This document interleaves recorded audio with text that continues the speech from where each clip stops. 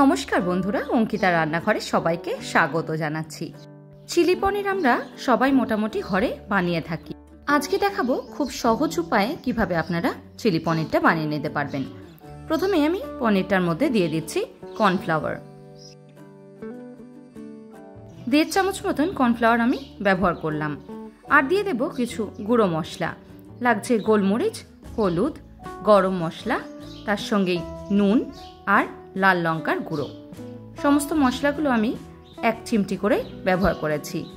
সব কিছু দিয়ে দিলাম। এবার ভালো করে পনিরটার গায়ে মাখিয়ে নেব।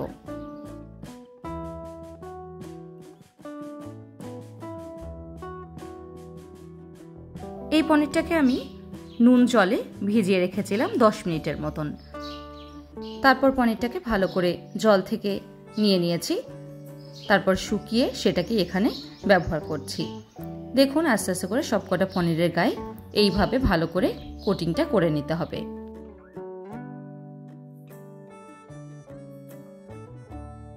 দেখুন পনিরটার গায়ে কত সুন্দর করে কোটিংটা হয়ে গেছে।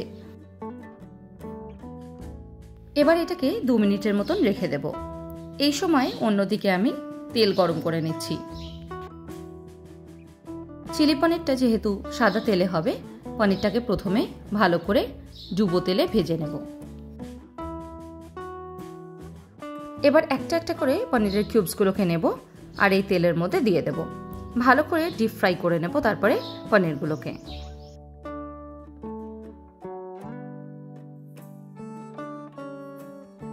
এক পিঠটা ভালো করে ভাজা হয়ে গেলে উল্টে পাল্টে সমস্ত দিকটা খুব ভালো করে ভেজে নিতে হবে। পনিরটা যত ভালো করে ভাজা হবে ততই কিন্তু টেস্টটা হয়।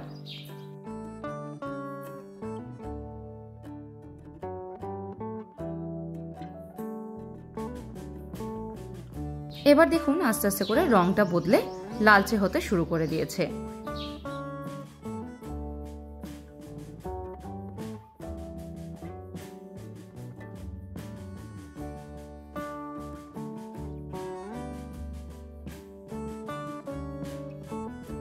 পনিরটা ভাজতে খুব বেশি সময় লাগে না।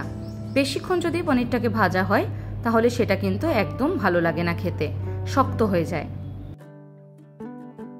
এবার অল্প অল্প করে পনিরগুলোকে নিয়ে তেল থেকে ভালো করে ছেঁকে তুলে নেব।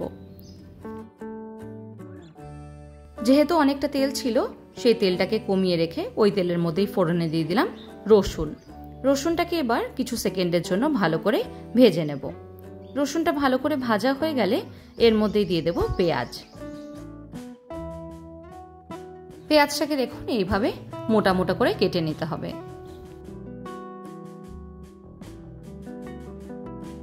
পেঁয়াজটা দিয়ে এবার 2 মিনিটের মতন ভালো করে নেড়ে ভেজে নেব।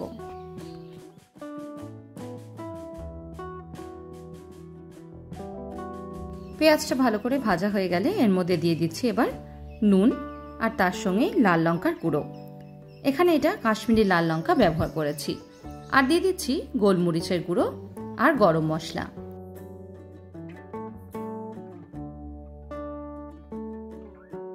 গ্যাসের ফ্লেমটাকে এই সময় লোতে করে খুব ভালো করে একবার মিশিয়ে নেব।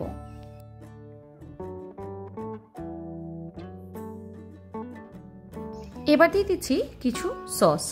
প্রথমেই এখানে দিয়ে দিচ্ছি 1 চামচ মতন সয়া সস। তারই সঙ্গে দেব এখানে 1 চামচ গ্রিন চিলি সস, আর লাগবে ভিনিগার 1/2 চামচ মতন, আর তার সঙ্গে 2 চামচ টমেটো সস। খুব ভালো করে এবার সমস্ত কিছু আবার মিশিয়ে নেব।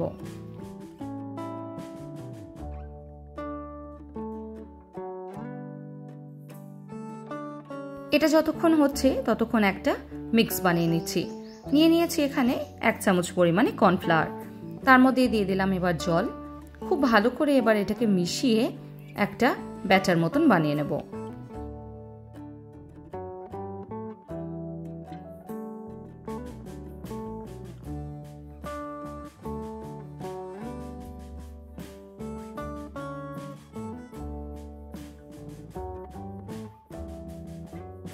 ভালো করে মেশানো হয়ে গেলে এবার ওই সসটার মধ্যে দিয়ে দিচ্ছি এবার কর্নফ্লাওয়ারের পেস্টটা।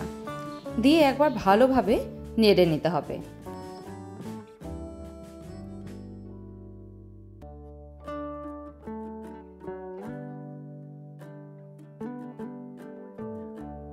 কনসিস্টেন্সিটা একটু যখন গাঢ় হতে শুরু করবে সেই সময় দিয়ে দেব আগের থেকে ভেজে নেওয়া পনিরের কিউবসগুলো। আবারও ভালো করে একবার সমস্ত কিছু মিশিয়ে নেব।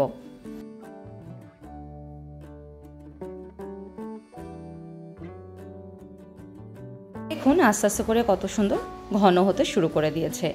এই সময় উপর দিয়ে ছড়িয়ে দেব কাঁচা লঙ্কা। লঙ্কাটা আপনারা আপনাদের ঝালের আন্দাজে ব্যবহার করবেন। আবারও ভালো করে একবার মিশিয়ে নেব।